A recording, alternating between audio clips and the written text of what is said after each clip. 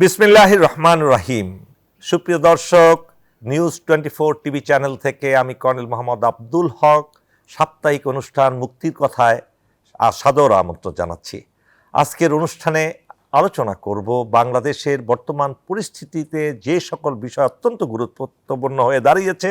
একটা হলো আগামী নির্বাচন এবং জুলাই সনদ, এছাড়াও আরও অনেক কিছু চলমান ঘটনা আমরা লক্ষ্য করছি। এ বিষয়ে আলোচনা করার জন্য আজকে আমাদের স্টুডিওতে হাজির হয়েছেন দুইজন বিশিষ্ট অতিথি, দুই দিগন্তের দুইজন। আমার ডান দিকে আছেন অধ্যাপক মাহমুদুল হাসান রায়হান, প্রিন্সিপাল মার্কাজুস জাইতুন্নাহ আল ইসলামী। আপনাকে স্বাগতম আজকের এই অনুষ্ঠানে। আমার বাম দিকে আছেন মীর শরাফত আলী সপু, স্বেচ্ছাসেবক বিষয় সম্পাদক, জাতীয় নির্বাহী কমিটি, বাংলাদেশ জাতীয়তাবাদী দল। আপনাকেও আজকে সাদর আমন্ত্রণ আমাদের অনুষ্ঠানে। আসসালামু আলাইকুম। আমরা শুরু করি আমাদের রাজনীতিবিদকে দিয়ে। দীর্ঘ পরিক্রমায় ওনার অনেক অভিজ্ঞতা, বহুদিন যাবৎ রাজনীতির সাথে যুক্ত, বিশেষ করে বাংলাদেশ জাতীয়তাবাদী দলের সাথে আপনি, এবং আমি দেখেছি আপনি আপনার এলাকায় খুবই জনপ্রিয় একজন ব্যক্তিত্ব। আপনার সফলতা কামনা করি। প্রথমেই আমি জানতে চাচ্ছি, এই যে আগামী নির্বাচনের দিকে দেশ এগিয়ে যাচ্ছে, এই নির্বাচনের আগে আবার জুলাই সনদ দিয়ে কথাবার্তা হচ্ছে, এই দুটা কি কোনো রূপে সাংঘর্ষিক হচ্ছে? ধন্যবাদ হক ভাই, আপনার আজকে সঞ্চালক। হক ভাই, আপনার সাথে আমার সাথে দীর্ঘদিনের পরিচয়, এবং আপনি আরও কয়েকবার বলেছেন কিন্তু সময় উঠতে পারিনি। যাই হোক, আজকে প্রথমেই ধন্যবাদ জানাই আমার নিউজ 24-এর দর্শকবৃন্দ যারা আমাদের অনুষ্ঠান দেখছেন, এবং আপনার এই অনুষ্ঠানে মুক্তির কথা প্রায় হয় এবং খুব জনপ্রিয়, এবং আমিও এটা দেখি প্রায়, যখন সময় পাই তখন দেখি। তো আপনি একজন, আপনার সব অনেক কিছু কলাম আমি দেখেছি, লেখাগুলো দেখেছি, বিভিন্ন সময় রেখেছেন, সবে ধন্যবাদ। আজকে দেখুন, আমরা ফ্যাসিস্ট শেখ হাসিনার বিরুদ্ধে 16-17 বছর আমরা আন্দোলন সংগ্রাম করেছি। আন্দোলন সংগ্রাম থেকে আমরা এক পিস পা হয়নি, এবং আমাদের নেত্রী, দেশনেত্রী বেগম খালেদা 3 প্রধানমন্ত্রী, ওনাকে অন্যায়ভাবে 8 বছর জেলখানা রেখেছে, সেটা সবাই জানেন। এবং আপনারাও বিভিন্ন সেনাবাহিনীর, আপনাদেরই সেনাবাহিনীর স্ত্রী উনি, এবং সেই হিসাবে আপনারা অনেক সময় আপনারা অনেক কাজ করেছেন। এবং আমাদের ভারপ্রাপ্ত চেয়ারম্যান, উনিও দেশ থেকে নির্বাসনে গিয়েছে, এই ফ্যাসিবাদ শেখ হাসিনা। এবং এই দেশের ছাত্র জনতা, রিক্সাওয়ালা, শ্রমিক, এই আন্দোলনে আপনি কাউকে খাটো করা দেখা কোনো সুযোগ নেই, সবাই মাঠে ছিল। এবং আমরা এখানে যেখানে বসে আজকে কথা বলছি, এখান থেকে বেশি হলে ম্যাক্সিমাম বেশি 2 কিলো দূরে রামপুরা, যে জায়গায় আমি আসার সময় বেশ কিছু রাস্তার নামকরণ দেখতে পেলাম। খুব ভালো লাগলো এটা দেখে, যে এই নামকরণগুলো হয়েছে বিভিন্ন শহীদদের। কারণ এই রামপুরাই ছিল খুবই গুরুত্বপূর্ণ যুদ্ধক্ষেত্র, রামপুরা এবং যাত্রাবাড়ি, যেখানে আমরা অনেক সময় দেখেছি সাবেক স্বরাষ্ট্রমন্ত্রী আসাদুজ্জামান কামাল তৎকালীন ওইখানকার পুলিশ অফিসার বলতেছিল যে স্যার, একটা মরে একটাই যায় বাসে না। এই যে উক্তিগুলো আমরা পেয়েছি। তো এত কিছুর পরেও আমরা জাতিসংঘ ঘোষিত 1400 লোকরে শেখ হাসিনা গুলি করে হত্যা করেছে, বেশি না, 1-1.5 মাস, জুলাইয়ের প্রতি। এই যে হত্যা, গুম, এরপরে আমরা ফ্যাসিবাদ মুক্ত হয়েছি, এবং সে বাংলাদেশের প্রতিটি সেক্টর, সব জায়গায় করে সে নিঃশেষ করে দিয়েছে। আজকে দুর্নীতি বলেন, 28 লক্ষ কোটি টাকা শেখ পরিবার তথা শেখ হাসিনা পরিবার নিয়ে গিয়েছে। তার ছোটোখাটো নেতা যারা আছে তারা তো নিয়েছি, দেশটাকে একটা পরে দেলীয় অবস্থা করে দিয়েছে। সেখান থেকে এসে বর্তমান অন্তর্বর্তী সরকার, ডক্টর ইউনূস সরকার আসছেন, ওনাদের যারা কাজ করছেন, এবং ওনারা এসে নির্বাচনের যে পরিকল্পনা করেছেন, এবং দেশ নির্বাচনের দিকে গেলেও এগোচ্ছে, এবং আমরা সেটা চাই। কারণ আমি প্রতিনিয়ত আমার এলাকার জনগণের সাথে আমি সম্পৃক্ত, প্রতিটি মানুষের কোনো কথাগুলো শুনতে পাই, তাদের বক্তব্য দেশে খুব মানুষগুলো খুব কষ্টে আছে ভাই। হক ভাই, আপনিও আপনার কেরানীগঞ্জে, আপনার আমি পাশাপাশি, আপনিও জান এলাকা, আমি জানি, দেখে দেখেন মানুষ ব্যবসা নাই, বাণিজ্য নাই, মানুষ অভাব অনটনের মধ্যে আছে। খুবই একটা নির্বাচন খুবই জরুরি, আমাদের খুবই জরুরি, আমরা জানি। শরাফত ভাই, আপনার কাছে আবার আসবো। আমরা এখন মোহতারাম জনাব অধ্যাপক মাহমুদুল হাসান রায়হানের কাছে যাচ্ছি। উনি ইসলামী আদর্শ প্রতিষ্ঠা করার স্বপ্ন নিয়ে আল্লাহর দায়ী হিসেবে আপনি কাজ করছেন। আপনারা এই আসন্ন নির্বাচনটাকে কিভাবে দেখছেন? আপনি কি এখানে সেই আলামত পাচ্ছেন যে দেশ, জাতি তার অভিষ্ট লক্ষ্যে এগিয়ে যাচ্ছে সুন্দরভাবে, এই ব্যাপারে আপনার আসসালামু বলবেন। আলাইকুম রহমতুল্লাহি ওয়া বারাকাতুহু। আমি আপনাকেও ধন্যবাদ জানাচ্ছি, আপনার মাধ্যমে আমাদের দর্শক শ্রোতা যারা আছেন ওনাদেরকেও ধন্যবাদ জানাচ্ছি। ধন্যবাদ জানাচ্ছি নিউজ 24-কে আমাদেরকে এই অনুষ্ঠানে কিছু কথা বলার জন্য এবং জাতির কাছে গুরুত্বপূর্ণ কিছু তথ্য উপস্থাপন করার সুযোগ পাওয়াতে আমি সবাইকে ধন্যবাদ জানাচ্ছি। আপনি যেটা জানতে চেয়েছেন সেটা সম্পর্কে আমার নিরেট মতামত হচ্ছে, আসলে একটা নির্বাচনই আমাদের মুক্তির জন্য কোনো একমাত্র রাস্তা নয়। আচ্ছা। এর আগেও স্বাধীনতার পর থেকে অনেকবার নির্বাচন হয়েছে, সাধারণ মানুষের ভাগ্যের কোনো পরিবর্তন হয়নি। তো এই 16 বছরের একটা দুঃশাসন আমরা দেখেছি, এর আগের শাসনগুলো আমরা দেখেছি, আমাদের বয়সে আমরা যেই কয়েকজন শাসকের শাসন দেখেছি, জি। সেই নির্বাচন হয়েছে কিন্তু আপামর জনতার ভাগ্যের কোনো পরিবর্তন হয়নি। আমরা মনে করছি যে একটা নির্বাচনের ভিতর দিয়েই আচ্ছা। একটা আপামর জাতির ভাগ্যের পরিবর্তন হওয়া হয়তো সম্ভব না, যদি সিস্টেমটা পরিবর্তন না হয়, যদি শাসক পরিবর্তন না হয়, যদি আমাদের দেশের মানসিকতা পরিবর্তন না হয়, যদি প্রজাদের অবস্থানের পরিবর্তন না হয়, তাহলে আমাদের উপর আবার সেই একটা নির্বাচন আসবে, নির্বাচন যাবে, কিন্তু জাতির ভাগ্যের কোনো পরিবর্তন হবে না। কারণ আমাদের যে দেশে যে সিস্টেমটা চালু হয়ে গেছে, আমরা মনে করছি যে আমরা একটা নির্বাচন করব, তো এই নির্বাচনের ক্ষেত্রে আমরা একজনকে একটা ভোট দিচ্ছি, এবছর ভোট দেওয়ার পর আবার উনি ওনার মতো করে দেশটা শাসন করছেন, উনি ওনার সুবিধাগুলোকে প্রায়োরিটি দিচ্ছেন, দলের সুবিধাকে প্রায়োরিটি দিচ্ছেন, দলের প্রতিনিধিত্ব করছেন যিনি ক্ষমতায় আসছেন রাজনীতিবিদরা। দেশের প্রতিনিধিত্ব বা মানুষের প্রতিনিধিত্ব কিন্তু কেউ তার করছেন মানে না। আপনি বলতে যাচ্ছেন যে ব্যক্তির চেয়ে দল বড়, দলের চেয়ে দেশ বড়, এই থিওরিতে আসলে কেউ নাই, চলছে না। চলছে মানে না। এখন যে নির্বাচনমুখী আমাদের একটা ভাইব চলছে দেশে, সেটাও আসলে হচ্ছে যে কোনো একটা দলকে কোনো একটা রাজনৈতিক পরিস্থিতিতে নতুন একটা পরিস্থিতি তৈরি করা। তো আসলে নতুন সবকিছু নতুন সাময়িকভাবে মজাই লাগে। আচ্ছা, কিন্তু তাহলে sustain করে না সেটা। আপনার কাছে প্রশ্ন, এই যে আপনি ভাইবটা দেখলেন, এইটা থেকে পরিবর্তনের জন্য আপনারা যারা আলেম ওলামা এই দেশে আছেন, এটা একটা বিশাল সংখ্যক মানুষ, আপনারা যারা দ্বীন ইসলামকে মানুষের কাছে তুলে ধরেন, এটার ভালো দিকগুলো তুলে ধরেন, আপনাদের কি ভূমিকা আছে? এই যে আপনি আশা করতে পারছেন না যে নির্বাচন দিয়েই কেবল দেশের অবস্থার পরিবর্তন করা যাবে না, আগে যাহাই ছিল তাহাই হইবে, এই ধরনের একটা কিছু, তাই নয় কি? তো এটা যেহেতু আপনারা বিশ্বাস করেন, এর থেকে দূরে, এর থেকে জাতিকে মুক্তি দেওয়ার জন্য আপনারা কি কি সংক্ষেপে বলবেন? মানে মুক্তির বিষয়টা আসলে এটা একটা দীর্ঘমেয়াদী একটা ব্যাপার। যে আমরা যেমন 1971 সালে যে স্বাধীনতাটা পেয়েছি, জি। এটা দীর্ঘ জুলুম থেকে আমরা স্বাধীনতা পেয়েছি। এটা একদিনের বা 2 দিনের কোনো থিওরি অথবা কোনো নিজস্ব কোনো মেসেজ অথবা কোনো সিস্টেম হয়ে গেলেই যে আসলে ব্যাপারটা পরিবর্তনের ব্যাপারটা এমন নয়, এটা দীর্ঘমেয়াদী একটা ব্যাপার।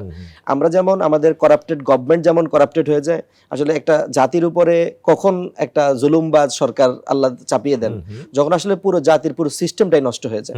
তো এই পুরো সিস্টেমটা নষ্ট হতে গেলে আমরা মনে করছি যে ব্যক্তি, সমাজ, পরিবার, এভাবে যদি পরিবর্তনের একটা দাওয়াতি কার্যক্রম চলতে থাকে, যেটা ব্যক্তি পরিবর্তন হবে, যার মাধ্যমে যে প্রভাবটা আমি আমার পরিবারে ফেলতে পারবো, আমার সমাজটার দায়িত্ব আমার, আমি যদি আমাদের সমাজটার উপরে দাওয়াতের সে কার্যক্রম চালাতে পারি।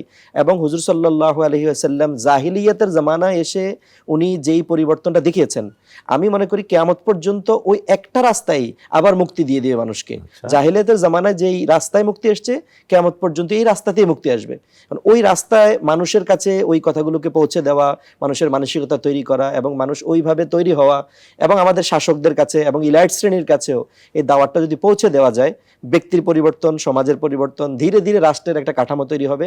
আমি মনে করছি যে এই কাঠামোর ভিতর দিয়ে হয়তো দীর্ঘমেয়াদী কোনো পরিবর্তন আসবে, যেটাই জাতির মুক্তির কথা বলবে এবং মুক্তির দিকে মানুষ এগিয়ে যাবে। মানুষের কাছে মানুষের ক্ষমতা হস্তান্তর করতে হবে। ভেরি গুড, আপনাকে ধন্যবাদ। আর আপনার কাছে আসবো ফিরে আমাদের রাজনীতিবিদ শরাফত হোসেন, শরাফত আলী সফু ভাই, আপনি কি আহ্বান করছেন জনগণের কাছে, আপনি কি বলে তাদের কাছে ভিড়ছেন? আপনি কি এই জনগণের কাছে কি বার্তা নিয়ে যাচ্ছেন? ধন্যবাদ, আপনি সুন্দর প্রশ্ন করেছেন। আমরা জনগণের কাছে যাচ্ছি। জনগণ, কারণ বিগত 17 বছর জনগণের যে আকাঙ্ক্ষা, যেটা মানুষের ভোটের যে জিনিসটা, সেই জিনিস তারা যেতে পারেনি, তাদের এ কলম আকাঙ্ক্ষা এবং তারা এই জিনিসটা কলম এখন সেটা কলম মানে তারা নিজেরা করে সেটা বুঝতে পারছে। সেই লক্ষ্যে মানুষ, জনগণ চায় দেশে একটি সুন্দর পরিবেশ, দেশে একটু ভালো নির্বাচন হোক এবং দেশটা একটু ভালো চলুক। কারণ দেশটা আমাদের, এই দেশটা আমাদেরকেই করতে হবে, আমাদেরকেই চালাতে হবে। আমাদের মেন কথা আমাদের দুর্নীতিটা, এই দুর্নীতিটা আমাদেরকে ঠিক রাখতে হবে। দুর্নীতি যাতে কেউ না করতে পারে, ভালো লোক আসবে, সংসদে ভালো লোক যাবে, ভালো কথা বলবে, এটাই হওয়া উচিত। যে রায়হান ভাই যে কথাগুলি বললে ওনার কথাগুলি শুনতেছিলাম, ভালো। কারণ আমরা চাই এই দেশটা সবাই মিলেমিশে, আজকে আমাদের যারা সবারই অবদান আছে, এই যে আজকে আমরা একসাথে ছিলাম জেলে, ধরেন আমি বহুবার জেলে গিয়েছি, ফ্যাসিস্ট শেখ হাসিনা অনেকবার আমাকে জেলে পাঠিয়েছে, আমরা একসাথে এমনও দিন গেছি যে আমরা ইফতারি করব জেলখানায়, সেখান থেকে যে চালান তো বোঝেনি, এক জেল থেকে আরেক জেল ট্রান্সফার, ওইখান থেকে এক্ষণ চলেন কই নিয়ে গেছে আরেক জেলে নিয়ে গেছে। এমনি আমাদের সাথে জামাত ইসলামের যে আজকে বর্তমান যে সহকারী সেক্রেটারি রফিকুল সাহেব আছেন, তারপরে পরোয়ানা সাহেব হাই সিকিউরিটি ছিলেন, আমাদেরকে যেখানে রাখতেন আমাদের নর্মাল জেলে রাখেন, আমাদের রাখতে হলো হাই সিকিউরিটিতে, আপনারা টেরোরিস্ট, মানে টেরোরিস্টের কথা। এবং সবচেয়ে অবাক কি, ধরেন দেখতে এমন একটি কিছু জায়গায় রাখতেন, দেখা যায় যে আমি দোতলায় ছিলাম, একতলা বলেন তিনতলা বলেন, রোজা থাকতো না, বিভিন্ন কি মানে মানসিক টর্চারের, ওই আপনি ধরেন গাঞ্জা খাচ্ছে রোজার দিন, হয়তো আমাদেরকে দেখতো, দেখে মনে করতে এত বড় নেতা উনি যাচ্ছেন তুই করতো, কিন্তু মানসিক টর্চার আমাদেরকে সবসময় রেখেছে এবং আমাদের রুম থেকে বের হতে দিত, ডান্ডা বাড়িও রেখেছে। ভাই আমরা কি যেটা চাচ্ছি, আমাদের শ্রদ্ধেয় মহাতারাম অধ্যাপক সাহেব যে বললেন রায়হান ভাই, এই যে এই সাধারণ নির্বাচন দিয়ে মানুষের এই পর্যন্ত 54 বছরে কোনো ভাগ্যের পরিবর্তন হয়নি, যেটা ছিল আমাদের স্বাধীনতার সনদে ছিল সাম্য, সামাজিক ন্যায় বিচার, মানবিক মর্যাদা, গণতন্ত্র, এই জিনিসগুলো ছিল, কিন্তু আদৌ কি সেই সাম্য প্রতিষ্ঠিত হয়েছে? আপনি কি মনে করেন আগামী ইলেকশনে পাশ করে ফেললেই কি আমাদের সেই জিনিসগুলো কায়েম হবে? না, সেটা আপনি যেটা বলেছেন সেটা হবে না।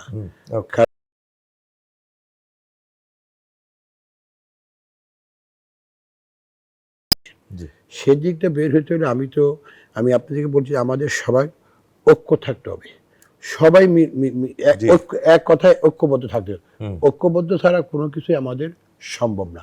আমি তো আপনাকে বললাম যে আমরা এখন সবাই কষ্ট করেছি, জামাত ইসলামে যারা ছিলেন, আমি উদাহরণ দিলাম, আমি ওই যে রফিক ভাই আমার রোজার দিন আমরা একসাথে তারাবি পড়ছি হাজত খানা বুঝি তারাই বলি, তারপরে যে হামিদুর রহমান সাহেব জামাতের ডিবির গারদে 4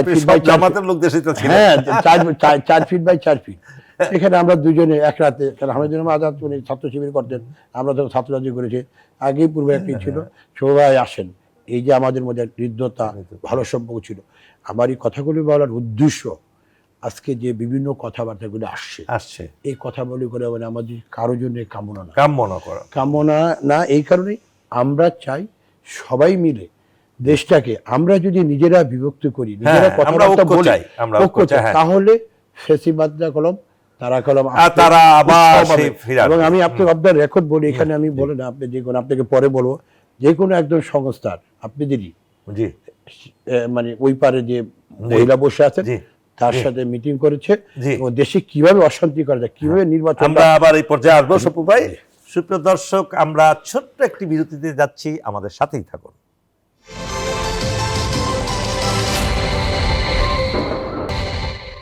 সুপ্রিয় দর্শক, আবারও ফিরে আসছি আমাদের মুক্তির কথা অনুষ্ঠানে। এবার আমি মহতারাম অধ্যাপক মাহমুদুল হাসান রায়হানের কাছে আসছি। মহতারাম, আপনি এই গতানুগতিক যে কনভেনশনাল সিস্টেম বাংলাদেশে, অর্থাৎ এই গতানুগতিক রাজনীতি কিংবা নির্বাচন দেশে শান্তি এনে দিতে পারবে না, তাহলে শান্তিটা আসবে কিভাবে? ধরে নেন 300 আসনে ইলেকশন হতে যাচ্ছে, সেখানে আপনি যদি ভালো লোক দিতে পারেন, যোগ্য লোকরা যদি নির্বাচিত হয়ে আসে, তারাই তো দেশ চালাবে। সৎ, যোগ্য, ইমানদার, দেশপ্রেমিক, এই কোয়ালিটি তো হলো দরকার ছিল, তাই না? এই লোকগুলো যদি আসে, তারপরে কি দেশে শান্তি প্রতিষ্ঠা হবে না? ধন্যবাদ, ভালো প্রশ্ন করেছেন। আমি ওনার কথা রেশ ধরে একটা কথা বলবো। আমরা যেহেতু একদমই সাধারণ জনগণ, তো সাধারণ জনগণ হিসেবে সমাজে একটা প্রচলিত আছে যে আমরা যখন খারাপ অবস্থায় ছিলাম, যখন আমরা ছিলাম যে ফ্যাসিবাদ ছিল, প্রতিদিন গ্রেফতার, গুম খুনের একটা ভয় ছিল, তখন আমরা সবাই একত্রিত ছিলাম। খারাপ অবস্থার যখনই শেষ হয়ে গেছে, আমরা সবাই নিজেদের মধ্যে ঝগড়াঝাটি শুরু করে দিয়েছি। এই কথা তো এখন আমাদের স্পষ্ট আমাদের কাছে। নির্বাচনের আগে আমরা যেখানে কোনো একটা নির্দিষ্ট বিষয়ে, জুলাই সনদ বা এই টাইপের গুরুত্বপূর্ণ ইস্যুগুলোতে রাজনৈতিক দলগুলোর প্রধানরা একত্রিত হতে পারেন নাই, ইলেকশন হয়ে যাওয়ার পর ওনারা একই সাথে একই সংসদে এই দেশ নিয়ে ভাববেন, এটা আমরা ভাবতে পারছি না। আর আপনার যে কোয়েশ্চেনটা আমাদেরকে করেছেন, গণতান্ত্রিক সিস্টেমটাই আসলে কি আমাদেরকে যোগ্য প্রার্থী নির্বাচন করার সিস্টেম বলে দেয় কিনা? গণতান্ত্রিক সিস্টেম তো আমাদেরকে বলে দেয় যে যিনি একজন প্রেসিডেন্ট ছিলেন, একজন যোগ্য মানুষ ছিলেন, সেনাবাহিনীর প্রধান ছিলেন, উনি ইলেকশন করবেন, ওনার সাথে প্রতিদ্বন্দ্বিতা করতে গিয়ে যদি 20টা খুনের মামলার আসামি প্রতিদ্বন্দ্বিতা করতে চায়, উনি করতে পারবে। আচ্ছা তাহলে দুইজনের পজিশন তো একরকম ছিল না বা একরকম হওয়ার কথা না। আচ্ছা ইলেকশন কারা করবে, গণতান্ত্রিক ব্যবস্থায় তো এই কথা বলে দিচ্ছেন আমাদেরকে। গণতান্ত্রিক ব্যবস্থা বলে যে কেউ চাইলে ইলেকশন করতে পারবে, যে কেউ চাইলে যখন ইলেকশন করতে পারবে, Very valid. তাহলে আমরা বলতে পারি যে একজন শিক্ষক ইলেকশন করতে পারবে, একজন গোয়ার একজন চোরও ইলেকশন করতে পারবে, একই আসনে প্রতিদ্বন্দ্বিতা করবে। এক্সিলেন্ট শরাফত সপু ভাই, আপনাকে আমি কিন্তু এই প্রশ্ন করব যে এই থেকে কিভাবে আপনারা এবং বৃহত্তর এটা দল গুরুত্বপূর্ণ হিসাবে- বিষয় হচ্ছে যে দেশের মানুষরা এখনো পর্যন্ত লুঙ্গি কিভাবে পড়তে হয় এটা জানে না, দেশ রাষ্ট্রনীতি এগুলো বুঝে না, শুধুমাত্র নিজে কিছু খেয়ে পরে বাঁচবে এটুকু নিয়ে চলতে চায়। জি। সাধারণ মানুষজন প্রায় 90% মানুষ এভাবে বাঁচতে চায়। আচ্ছা সে দেশের মানুষের ভোটে একজন সেনাপ্রধান নির্বাচিত হয়ে রাষ্ট্রপতি হবে এটা আমরা আশা করতে পারি না, কারণ উনি তো বুঝতে পারছেন না যে আসলে সেনাপ্রধানের কোয়ালিটিটা কোথায়, অথবা একজন শিক্ষকের কোয়ালিটিটা কোথায়, উনি বুঝতে পারছেন না। উনি বুঝতে পারছেন যে আমাদের জনগণের সাথে দেখা করতে এসছে, সে ধান্দাবাজ হোক, ভেলকিবাজ হোক, আর যাই হোক, সে কোনোভাবে তাকে আমাকে সংসদে পাঠাতে হবে। যিনি 100 টাকা 200 টাকা 500 টাকার বিনিময়ে ভোট বিক্রি করে দেন, ওনার কাছ থেকে আমরা খুব যোগ্য প্রার্থী সংসদে আসবে মোটেও আশা করতে পারছি না। আমি মনে করি যে গণতান্ত্রিক ব্যবস্থাটাই একটা ভেলকিবাজির ব্যবস্থা, জনগণকে ধোঁকা দিচ্ছে। আর দ্বিতীয় ব্যবস্থা হচ্ছে গণতান্ত্রিক ব্যবস্থা যে দেশগুলোতে চালু আছে, এদের অনেক দেশগুলোতে অনেক পিসফুল এনভায়রনমেন্ট আছে, হওয়ার কারণ হচ্ছে তাদের রাষ্ট্রনীতিটা পরিবর্তিত হয়নি। আমেরিকায় গণতান্ত্রিক ব্যবস্থা ইলেকশন হয়, কিন্তু তাদের রাষ্ট্রনীতি আছে। রাষ্ট্রনীতির কারণে কোনোভাবেই একজন প্রেসিডেন্ট অন্য একজন প্রেসিডেন্টের কাছে বা অন্য কোনো দেশের কাছে ওনাকে দায়বদ্ধ থাকে প্রেসিডেন্টশিপ শেষ হয়ে যাওয়ার পরেও। তো আমরা দেখি যে একজনের ক্ষমতা শেষ হয়ে যাওয়ার পর ওনাকে দুর্নীতির মামলায় অ্যারেস্ট করা লাগছে না। আর আমাদের দেশে যিনি প্রধানমন্ত্রী হচ্ছেন, ওনার প্রধানমন্ত্রিত্ব শেষ হওয়ার পরপরই ওনার নামে আরো 100টা মামলা তৈরি হয়েছে, একনায়কতন্ত্র, আপনি ফিশিবাদ যারা আবার খায়- সেটা তৈরি হচ্ছে। এবং আমাদের এই যে 2 বছরে আমাদের যে সময়টা পার হয়েছে, এই পার হওয়ার ব্যাপারে আমরা নানান সংস্কার কমিশন করেছি, কিন্তু আমাদের রাষ্ট্রনীতি তৈরি করার ব্যাপারে এখন পর্যন্ত টেকসই কোনো সমাধান তৈরি করা হয়নি। যাদেরকে তৈরি করে আলী রিয়াজ সাহেব, উনি দেশে থাকেন না, ওনাকে বিদেশ থেকে হায়ার করে নিয়ে আসা হয়েছে, উনি এরপরেও দেশে থাকবেন না। যাদেরকে গুম খুন কমিশনে যুক্ত করা হয়েছে, ওনারা দেশে থাকেন না, ওনারা আবার এখান থেকে চলে যাবেন। তা আমরা আমাদের এখানে আসলে আমাদের দেশ নিয়ে ভাবনা শুধু এই 2 বছরই ভাবনা থাকবে, নাকি আমাদের আরো অনেক বছর লাগবে ভাবনা? একটা দেশ গঠন করাটা 2 বছরে বা 1 বছরে এটা সম্ভব না, দীর্ঘমেয়াদী একটা পরিকল্পনা। আমরা হয়তো এই সময়টাতে একটা পরিকল্পনা করতে পারি, যেটা বাস্তবায়নের কাজ রাজনৈতিক গভর্নমেন্টের উপরে, রাজনৈতিক লোকজনের উপর পড়বে। কিন্তু আমরা এখনো সংস্কার কমিশনের ক্ষেত্রে কোনো একটা সুনির্দিষ্ট সমাধানে পৌঁছাতে পারিনি, কোনো সংস্কারের ক্ষেত্রে করতে পারিনি। এবং আমি একজন এডুকেশনিস্ট হিসেবে আমি বলবো, এতগুলো সংস্কার কমিশন হয়েছে এবং নির্বাচনী ইশতেহার দেওয়াও শুরু হয়েছে, কিন্তু এই সংস্কার কমিশনের মধ্যে শিক্ষা সংস্কার কমিশন বলে কোনো কমিশন তৈরি হয় না এখন পর্যন্ত। আর সবচেয়ে বেশি নষ্ট হয়েছে গত 17 বছরে শিক্ষা ব্যবস্থাটাকে, যে দিক দিয়ে শিক্ষকরাও ছাত্ররাও এডুকেশন সিস্টেমটা 3বার 4বার পরিবর্তন হয়েছে। এবং এই ক্ষোভ থেকেই কিন্তু ফ্যাসিস্টের পরিবর্তন হয়েছে, এই এডুকেশন সিস্টেমটা নষ্ট করা হয়েছে দেখেই আজকে সেই জায়গাটাকে সবচেয়ে বেশি অবহেলায় রেখে দেওয়া হয়েছে। এতে আমরা বুঝতে পারছি যে বর্তমান সময়ে যারা আছেন, ওনারা রাজনৈতিক ইশতেহার দেওয়ার সময় 1 নাম্বার 2 নাম্বার 3 নাম্বারে ওনাদের নিজেদের বেনিফিট, নিজেদের চিন্তা ভাবনাগুলোর ইশতেহার দিচ্ছেন। জাতির ভাবনা, জাতির চিন্তা ভাবনা এখন পর্যন্ত আমরা প্রতিফলিত হতে দেখি নাই। আমরা প্রতিফলিত হতে দেখি নাই, বাট কিভাবে দেখবো আপনার কাছে আসবো। বলেন। মীর শরাফত আলী সপু ভাই, বলেন। আপনি শুনলেন হক ভাই, বলেন। সব কথাগুলো আপনি না, শুনলেন। ওনার কথাগুলো খুব চমৎকার কথা হ্যাঁ, বলছেন। এই যে বলেছেন উনি কোনো আশার আলো দেখতে পাচ্ছেন না, তার মানে আপনাদের বৃহত্তম একটা দল বাংলাদেশ জাতীয়তাবাদী দল জেনারেল জিয়াউর রহমান প্রতিষ্ঠা করেছিলেন, সততা দিয়ে, তার দেশপ্রেম দিয়ে এই দল প্রতিষ্ঠা করেছে এবং অল্প সময়ে বাংলাদেশের অন্যতম বৃহত্তম দল হিসেবে এটা আবির্ভূত হয়। এই বর্তমানে কি বিএনপি তার সেই লক্ষ্য থেকে চ্যুত হয়েছে মনে করেন? ধন্যবাদ। দেখুন, আমরা যে আদর্শচ্যুত হয়েছি সেটা কোনো সঠিক না। আমাদের আদর্শের জনক শহীদ রাষ্ট্রপতি জিয়া রহমান, উনি 3.5 বছর ওনার যে 19 দফা কর্মসূচির মাধ্যমে সারা বাংলাদেশের মানুষের মন জয় করেছে। এবং তার ধারাবাহিকতায় আমাদের দেশের নেত্রী বেগম খালেদার 9টি বৎসর স্বৈরাচার বিরুদ্ধে আন্দোলন সংগ্রাম করেছে, দেশে গণতন্ত্র উনি ফিরিয়ে নিয়েছে। ঠিক তেমনিভাবে 2024 সালের এই আমাদের থেকে ফেসিবাদ বিদায় নিয়েছে। উনি যে কথাগুলি বললেন, কিছু কিছু কথা খুব চমৎকার, আমি ওনার সাথে একমত পোষণ করি। বাংলাদেশের শিক্ষা ব্যবস্থাকে ধ্বংস করে দিয়েছে এই দেশের শিক্ষামন্ত্রী ছিল একজন দীপুমণি, এবং সেটার সাথে উৎসাহিত করেছে আমাদের পার্শ্ববর্তী দেশ ভারত, এবং সেটাকে আপনি সেটাকে স্বীকার করতেই হবে। এবং শিক্ষাকে আজকে কোথায় নিয়ে গিয়েছে, এবং সেই শিক্ষা ব্যবস্থাকে আজকে আপনারা দেখেছেন যে কিছুদিন আগে আমরা দেখতাম যেটা নিয়ে চলছে 6 কলেজ যে আন্দোলনটা, এটাকে আজকে ধরেন আমি ঢাকা কলেজে ভেবেছিলাম, কলেজ দিয়া তো ঢাকা কলেজের দিয়েই তো পরিচিতি, তাই না?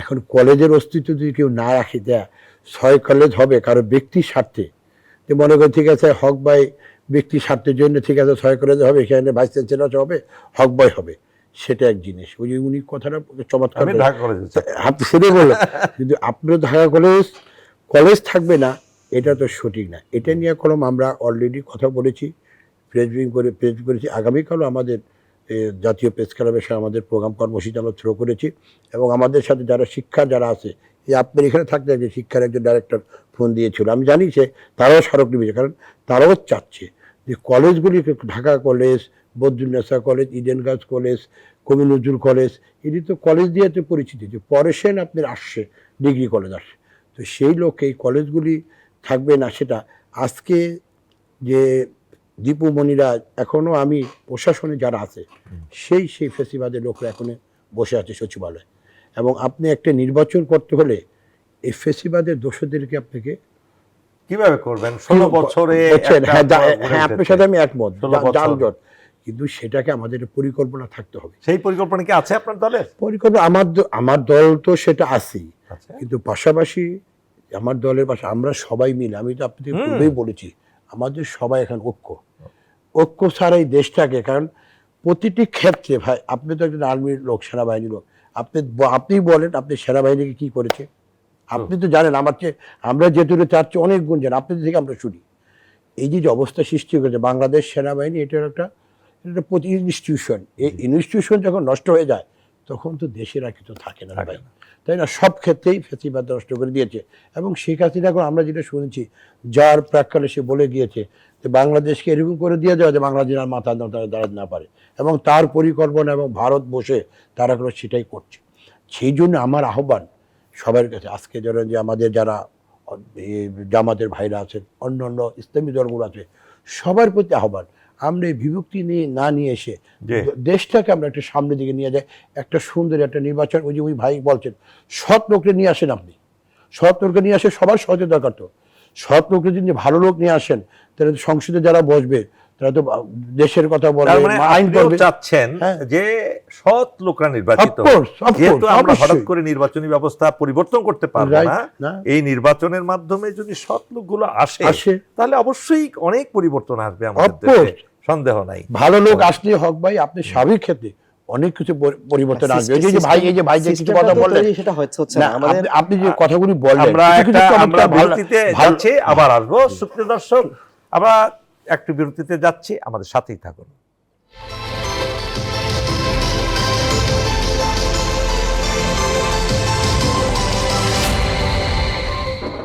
সুপ্রিয় দর্শক, আবারও ফিরে আসছি আমাদের মূল অনুষ্ঠানে। এবার আমরা মহতারাম মাওলানা মাহমুদুল হাসান, তিনি কিন্তু মাওলানাও, অধ্যাপক এবং মাওলানা, অনেক গুণের অধিকারী, অনেক ডিগ্রি আছে। আচ্ছা, আপনি শুনলেন পলিটিশিয়ানের কথা, উনিও কিন্তু আপনার সাথে দ্বিমত পোষণ করছেন না, কিন্তু হঠাৎ করে তো আমরা একটা কিছু তৈরি করতে পারি না। আপনি যেটা বললেন এটা দীর্ঘমেয়াদী না। আমরা যদি এটাই মনে করি, যদি ব্যাপারটা এরকম হয় যে আমাদের এখন যে আলোচনাটা হচ্ছে যে ইলেকশনটা কি হবে, পিআর পদ্ধতিতে হবে নাকি জেনারেল ইলেকশন হবে, এটা গণভোট হবে নাকি ইলেকশন হবে, এর আগে কি আলোচনা দরকার ছিল যে আমরা কিসের ভিত্তিতে আমরা ঐক্যবদ্ধ হব, সেটা ছিল আমাদের রাষ্ট্রনীতি। আমাদের কোন রাষ্ট্রনীতি তৈরি হয় না যে এই মূলনীতির ভিত্তিতে আমরা একত্রিত হব। না, রাষ্ট্রনীতি তো আছে। রাষ্ট্রনীতি বলতে আমরা বলতে আদর্শিক রাষ্ট্রনীতি, যেটা মানুষের 93% মানুষের মূল্যবোধকে কেন্দ্র করে হয়তো রাষ্ট্রনীতি আছে, এটাও আমরা বুঝতে পারছি না যে আমাদের সংবিধানটা এখন কার্যকর নয়। আবার বিএনপি যারা করছেন, ওনাদের একটা দলীয় আদর্শিক একটা মেমোরেন্ডাম আছে, জামাত ইসলামের ভাইদের আছে বা অন্যদের আছে, যারা যে অবস্থায় থাকুক না কেন, আমরা যে এই দেশ গঠনে ঐক্যবদ্ধ হব, এই ঐক্যবদ্ধ হওয়ার ক্ষেত্রে আসলে কোন কোন পয়েন্ট আমরা ঐক্যবদ্ধ হব, আমাদের রাষ্ট্রনীতি কেন পরিবর্তন হবে না, বা রাষ্ট্রনীতিটা আমরা কিসের ভিত্তিতে একত্রিত হব, এমন কোন এজেন্ডা কিন্তু আমরা রাজনৈতিকবিদদের কাছ থেকে পাই নাই। দ্বিতীয় নম্বর বিষয়টা হচ্ছে, আমরা যদি রাজনীতিবিদদেরকে জিজ্ঞাসা করি জি। যে আপনারা আমাদের দেশে রাজনীতি করবেন, মাঠে ময়দানে থাকবেন, মানুষের সুখ দুঃখ নিয়ে কথা বলবেন, ব্যাপারটা একরকম। যখন সংসদে আমি যাব, অর্থাৎ আমি মন্ত্রী হব, তখন এই মানুষগুলো কারা? যারা কোনো কারণে পড়াশোনা জানেন না। আমরা এর আগে দেখেছি যিনি বাস মালিক সমিতির প্রধান ছিলেন, উনি নৌ পরিবহন মন্ত্রী হয়েছেন। আচ্ছা, তো বাস মালিক সমিতির প্রধান নৌ পরিবহন মন্ত্রী হবেন, যিনি সচিবদেরকে চালাবেন, এটা আমাদের জন্য এত বড় দুর্ভাগ্য, আমার মনে হয় জাতির জন্য কিছু হতে পারে না। যদি আমি বিএনপির আগের আমলে, আমি সেই স্বর্ণযুগের ছাত্র, যে সময় ডক্টর এহসানুল হক মিলন সাহেব হেলিকপ্টারে গেলে নকল ধরার জন্য আমরা চাচ্ছিলাম যে রাজনীতিবিদরা রাজনীতি করবেন, কিন্তু আমলাদেরকে, সচিবালয়কে, সংসদকে চালাবেন এমন কিছু মানুষ যারা ক্রিয়েটিভ, প্রোডাক্টিভ, যারা এই দেশের ভাগ্য নিয়ে ভাববেন, এমন মানুষদেরকে যদি রাজনীতিবিদরা সামনে নিয়ে না আসেন, ওনারা যদি বসে থাকেন যে আমরা ইলেক্টেড হওয়ার পরে আমরা ঠিক করব কারা মন্ত্রী হবেন, আমরা দেখবো যে এদেশে এমনও হয়েছে যে ইলেকশনে জেতার পরে মন্ত্রিত্ব ভাগাভাগি নিয়েও কামড়াকামড়ি লেগে গিয়েছে, এমন হতে পারে। তা আমরা যদি বলতে পারি যে আমরা আশা পাই যে রাজনীতিবিদরা রাজনীতি করছেন, ইলেকশনের মাধ্যমে একটা গণতান্ত্রিক সরকার হয়তো ক্ষমতায় আসবে, ওখানে কারা মন্ত্রী হবেন, কারা কোন দায়িত্বে থাকবেন, বা কাদেরকে কোন বিষয়ের জন্য দলীয় ম্যান্ডেট দেওয়া হয়েছে, বা কাকে কোন বিষয়ে ভাবনা রেখেছে কার ব্যাপারে, এই ব্যাপারগুলো যদি সামনে নিয়ে আসা হয়, মানুষ হয়তো আশাবাদী হবে যে হয়তো বিএনপি ক্ষমতায় আসবে না, কিন্তু বিএনপির ওই মানুষটাকে নেওয়া দরকার ক্ষমতায়, যিনি আসলে শিক্ষা ব্যবস্থার পরিবর্তন হবেন। হয়তো জামাত ক্ষমতায় আসবেন না, কিন্তু জামাতের ওই মানুষটাকে ক্ষমতায় নেওয়া দরকার, বা ওনাকে ইলেক্টেড, মানে ওই জায়গাটা যোগ্য লোককে যোগ্য স্থানে বসানোটা ছাড়া আমরা মনে করছি এটা। তো এই ব্যাপারগুলো নিয়ে কিন্তু রাজনীতিবিদরা শুধু ইলেকশন, শুধু গণভোট, শুধু পিআর, এগুলো নিয়ে ভাবনা আছে, কিন্তু ভাবনা নেই যে ওনারা আমাদেরকে জানাবেন জাতির কাছে যে আমি ক্ষমতায় আসার পর এতদিনের মধ্যে আমরা শিক্ষা ব্যবস্থা পরিবর্তনে এই পদক্ষেপগুলো গ্রহণ করব, বা এটা করব কি করব না। এই যে 6 কলেজ নিয়ে যে ভাই বললেন, 6 কলেজ নিয়ে আজ পর্যন্ত জুৎসই কোনো সমাধান কি আমাদের রাজনীতিবিদদের পক্ষ থেকে এসেছে কিনা? আমরা বুঝতে পারছি যে শিক্ষা ব্যবস্থার পরিবর্তন, ইউনিভার্সিটি চালানো, এটা অবশ্যই নির্বাচনী এলাকায় নির্বাচন করার মতো নয়। এখানে পিওর এডুকেশনিস্ট লাগবে, যারা সচিবালয় সম্পর্কে বুঝেন। এবং আমি এটাও শুনেছি সচিবালয় থেকে গত সরকারের আমলে যে একজন জানিয়েছেন যে আমাদের যাকে মন্ত্রী করা হয়েছে, ওনাকে বলে দেওয়া হয়েছে যে সিগনেচারটা ডান দিক থেকে করতে হয় নাকি বাম দিকে করতে হয়, ওনাকে প্রজ্ঞাপনটা পড়ে শোনাতে হয়। ওনারাও যদি মন্ত্রী হয়ে আমাদের সচিবদেরকে চালান, তাহলে আমরা মনে করছি এটা আমাদের জন্য দুর্ভাগ্য। যিনি বিসিএস পরীক্ষা দিয়ে এত যুদ্ধ শেষ করার পর উনি নির্বাচিত সচিব হয়েছেন, আর ওনাকে একজন অশিক্ষিত মন্ত্রী চালাবেন এই গণতান্ত্রিক সিস্টেম ব্যবস্থায়, আমরা মনে করছি না যে এর দ্বারা কখনোই ভাগ্যের পরিবর্তন হতে পারে না। I own you, my brother. আমি দেখছেন কঠিন কথা, কিন্তু সপু ভাই পলিটিশিয়ানদের জন্য একটা বিশাল পরীক্ষা। কঠিন করে সবকিছু সহজ, ওনার সাথে দ্বিমত পোষণ ভালো কথা বলছেন। দ্বিমত পোষণ কখন? আমি ওনার দুইটা পয়েন্টের উপর কথা বলবো। সেটা হলো উনি যে কথাটা পিআর এবং কি বলে ওই জেনারেল ইলেকশন, তো পিআর পদ্ধতিটা কি, উনি অবশ্যই সেটা নিশ্চয়ই ওনার সেটা জানা আছে যে পিআর পদ্ধতি তো বাংলাদেশ পৃথিবীতে 100টা দেশের তাই না। আমি বলি পিআর পদ্ধতি, দেখুন পিআর পদ্ধতিটা কোনো আমরা ওই পদ্ধতিতে যাবই না। আমি বলতেছি ধরুন নেপালে আছে কোনো, নেপালে দেখেন বারবার কোনো কি হচ্ছে, দেখেছেন আপনারা, পরিবর্তন হচ্ছে একবার, 2 বার, 3 বছর হচ্ছে এটা। তারপরে ধরেন আপনার কি বলে, কিন্তু সপু ভাই আপনি দেখেন জাপানেও কিন্তু কিছুদিন পর পর প্রধানমন্ত্রী পরিবর্তন হচ্ছে, কোরিয়াতে হচ্ছে, ব্রিটেনে হচ্ছে, এতে কিন্তু দেশের উন্নতি বন্ধ হয়ে নেই। আই নো, আপনি সে কথাটা আমি জবাব দিচ্ছি।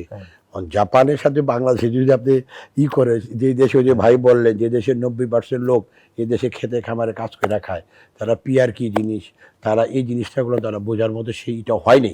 হ্যাঁ, আমরা যদি সেই মন মানসিকতায় নামি, একটা সময় হয়তো বা আমাদের লোকরা সেটা বুঝবে। কিন্তু এখন আমাদের দরকার একটি নির্বাচন, আর গণভোট যে কথা বললেন, দেশের যে অবস্থা আজকে, আমি একটা কথা বলি, আপনি যে কোনো একটা ব্যাংকে বেচারা সৌদি আরব থাকে, তার বেশ কিছু টাকা সে পাঠিয়েছে, একটা ব্যাংকের নাম বলি না আমি, অনেক টাকা, বাট দেশে আসছে সে টাকা উঠাতে পারতেছে। আমাকে বলতো আমার এলাকার ভাই টাকা, তো ওই ব্যাংকের এক ঊর্ধ্বতন কর্তৃপক্ষ আমার পরিচিত, আমি তাকে বলে যে ভাই বেচারা 2 ব্যাংকে সে 50,000 করে দিল, তাও কি 20 লক্ষ টাকার মতো, 50, তাও কি 50,000 যাবে, আরেক দেশে 20,000, 30,000 কালকা দিবি। এই যে অবস্থা, বেচারা তার নিজের টাকা সে রেমিটেন্স পাঠাইছে, তার টাকা সে উঠাতে পারতেছে না। তো তো দেখেন অর্থনৈতিক অবস্থা যে অবস্থা, এখন আমরা যদি একটা গণভোটের জন্য উঠি, গণভোটের বিপক্ষে তো আমরা না, গণভোট অবশ্যই হবে, সেটা একসাথে হয়ে গণভোট কিন্তু মরহুম রাষ্ট্রপতি হ্যাঁ যে আমি সেটা বলছি, রহমানই এটা প্রচলন সেটা করেছেন। করেছেন কিন্তু আমরা সেটা বিপক্ষে না, আমাদের নেতারা কোনো বলেছেন যে গণভোট হবে, সেটা একসাথে হোক সেখানে, কিন্তু একটা আলাদা একটা নির্বাচন হওয়ার পরে মাত্র নির্বাচন আমাদের বর্তমান সরকার ওনারা বলেছেন আগামী নির্বাচন কমিশন সেভাবে প্রস্তুতি নিয়েছে যে আগামী ফেব্রুয়ারিতে এর মধ্যে যদি আপনি জাতীয় নির্বাচন আরেকটা করেন, জাতীয় নির্বাচনের পূর্বে আরেকটা নির্বাচন মানে করেন, তো গণভোট করেন, তেমন একটা অ্যারেঞ্জমেন্টের প্রয়োজন না আমি বলতেছি না, অ্যারেঞ্জমেন্ট তো অবশ্যই, ভোট তো ভোটই, বলে। আপনি গণভোট যখন ভোট আপনার সেন্টার থাকবে, সেখানে ভোট দিতে আসবে সবে, তো তারপরে ব্যয়বহুল, ওইখানে শিক্ষক নিয়ে দিবেন, বিভিন্ন থাকবে, খরচ তো থাকবে, যে জায়গায় 10 টাকা হোক 20 টাকা লাগবে, তো দুইটা ব্যয়বহুল। আমাদের যে দেশের যে দেশের ফ্যাসিস্টরা 28 লক্ষ কোটি টাকা নিয়ে চলে গেছে, আওয়ামী লীগের পাতি নেতা আতি নেতা যা আছে সব দুর্নীতি, সেই দেশে আপনি আরেকটা অর্থনৈতিক একটা ব্যাপার, একটা অর্থনৈতিক বিশাল, এটাই তো মেইন ব্যাপার, অর্থই তো বিরাট। এই দুইটা জিনিস আপনি যখন করতে যাবেন তখন স্বাভাবিক ক্ষেত্রে কী অবস্থা হবে, সেই জন্য আমরা বলেছি যে দুইটা একসাথে হোক, একসাথে হলে মানুষও বোধ, আমরা তো না, যে আপনি যে কথাটা বললেন আমাদের নেতা জিয়া রহমান সাহেব হানা ভোট দিয়েছিলেন, আমরা সেটা বলি না, সেটা যাই করে সেটা হোক, কিন্তু সেটা জনগণ তো এখন নির্বাচনের জন্য চায়, এবং আমরা যেটা নিয়ে করতে পারি এখন ভালো লোককে আমরা নমিনেশন দিতে পারি। আপনার দল থেকে বিএনপি থেকে কি আপনি তো দীর্ঘদিনের পরীক্ষিত নেতা বিএনপির, আজকে থেকে না, আপনাকে এমন কোন লোক নাই বাংলাদেশ চিনে না, আপনি কিন্তু একটা ডেডিকেটেড। আপনি কি মনে করেন আসন্ন নির্বাচনে বিএনপি সৎ যোগ্য লোকগুলোকে খুঁজে বের করবে, কোনো অবৈধ অর্থের মালিককে তারা নমিনেশন দিবে না, যারা খুনি তাদেরকে নমিনেশন দিবে না, যারা দেশের সাথে প্রতারণা করেছে, মানুষের সাথে প্রতারণা করেছে, চাঁদাবাজি করেছে, তাদেরকে নমিনেশন দিবে না? এটা কি আপনি সেই প্রতিশ্রুতি দিতে পারেন? সুন্দর আপনি প্রশ্ন করেছেন।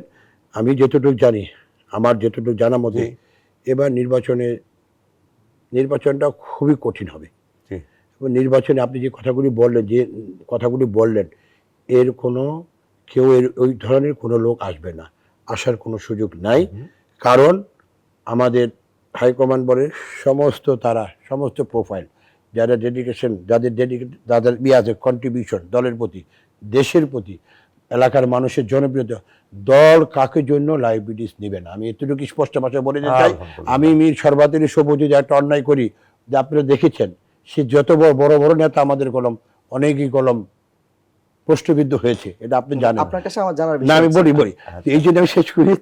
তো আজকে আমার কথা এখানে, এবার দল যাদের নমিনেশন দিবে সবাই যাচাই সব প্রোফাইল হবে। আপনাকে এতটুকু আশ্বস্ত করতে পারি আমাদের, কারণ মানুষ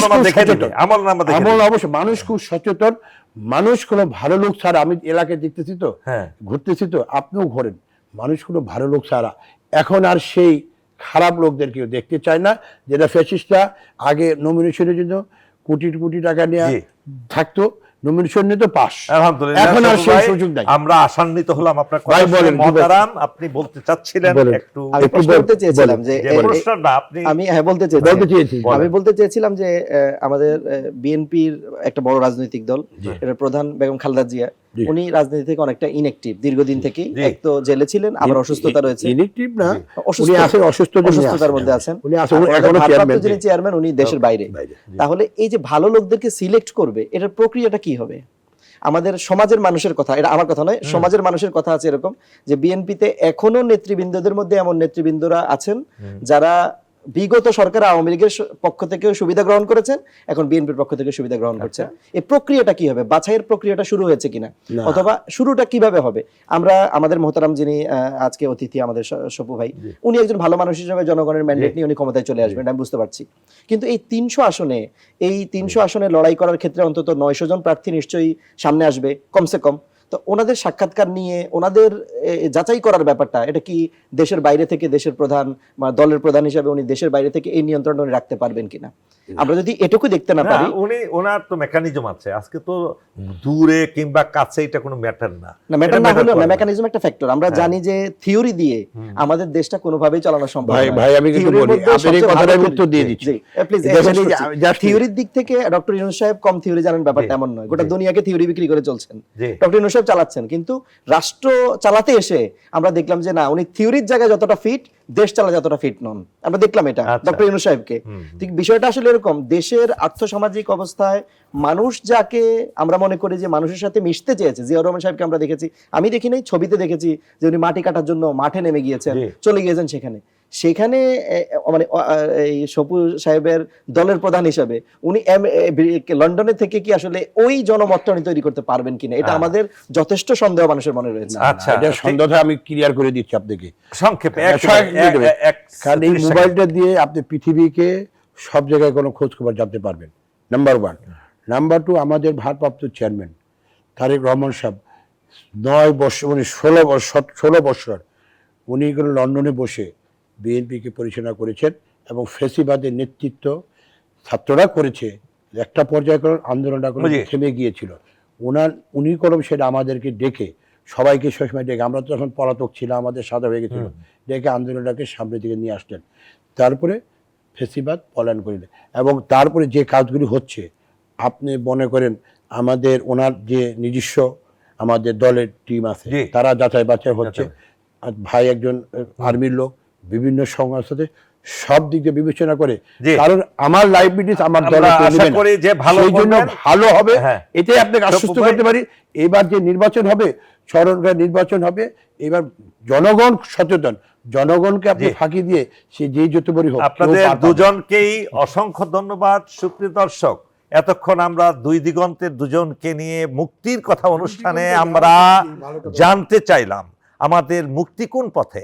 আসন্ন নির্বাচনে আমরা আশা করি সকল রাজনৈতিক দলগুলো সম্মিলিতভাবে এমন একটা প্রতিনিধি, এমন একটা সংসদ উপহার দিবে আমাদেরকে, যে সংসদের 300 আসনে 300 জন ব্যক্তি এই দেশটাকে একটা সুন্দর, শান্তির এবং সাধারণ মানুষের, খেটে খাওয়া মানুষের কথা বলবে এবং দেশকে নিয়ে যাবে উন্নতির দিগন্তের পথে। এই আশা ব্যক্ত করে আজকে আমাদের অনুষ্ঠান শেষ করছি। আল্লাহ হাফেজ। Thank you.